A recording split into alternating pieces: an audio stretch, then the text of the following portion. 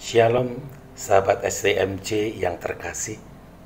Bacaan pada hari ini diambil dari Lukas 21 ayat 20 sampai dengan 28. Dalam perikop ini diceritakan hal-hal yang sangat menakutkan bahwa Yerusalem pun, yang kota kudus, yang kokoh pun akan bisa runtuh.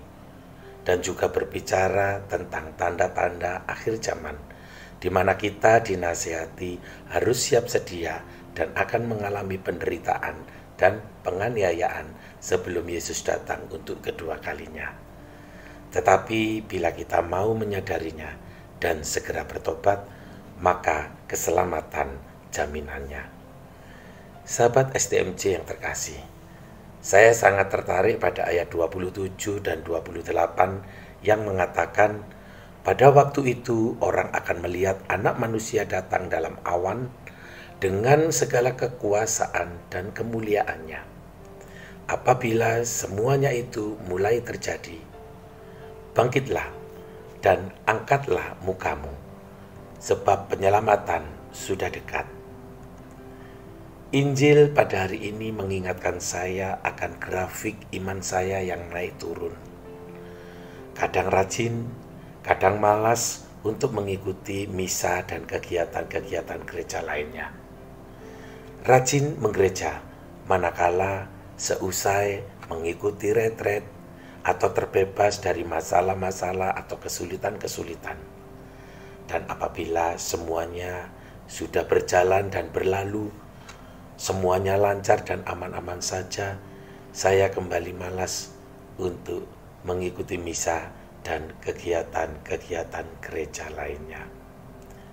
Hingga pada suatu saat, kira-kira 3 tahun yang lalu, kembali saya menghadapi masalah yang cukup berat, di mana anak mantu saya mengalami gagal jantung saat melahirkan anak pertamanya. Dan dokter mengatakan hal itu dikarenakan semacam penyakit yang namanya preeklamsia. Hal itu menyadarkan saya betapa belakangan ini saya sangat menikmati kegiatan-kegiatan saya secara duniawi, catering lancar, dan saya menomorduakan kegiatan gereja seperti misa dan kegiatan-kegiatan gereja lainnya.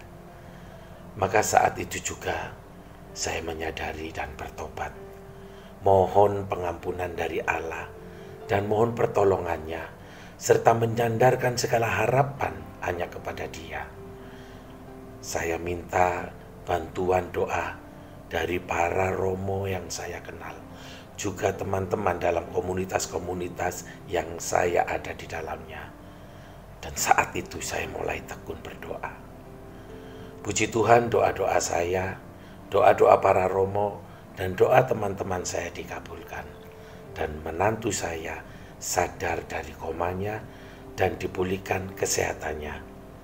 Bahkan dokter spesialis jantung yang merawatnya mengatakan bahwa itu merupakan suatu mukjizat. Karena biasanya dalam kasus itu, ibu dari sang bayi biasanya tidak dapat terselamatkan. Sahabat STMJ yang terkasih, demikian sharing saya bagaimana melalui firman ini saya diteguhkan dan saya merasakan Tuhan datang dengan segala kekuasaan dan kemuliaannya dan membangkitkan saya dari keterpurukan iman saya dan menjadikan saya semakin dimampukan untuk senantiasa memuji dan memuliakan Dia, serta senantiasa memprioritaskan kehidupan menggereja daripada kegiatan-kegiatan lainnya. Demikian sahabat STMJ, terima kasih, berkat dalam, salam STMJ.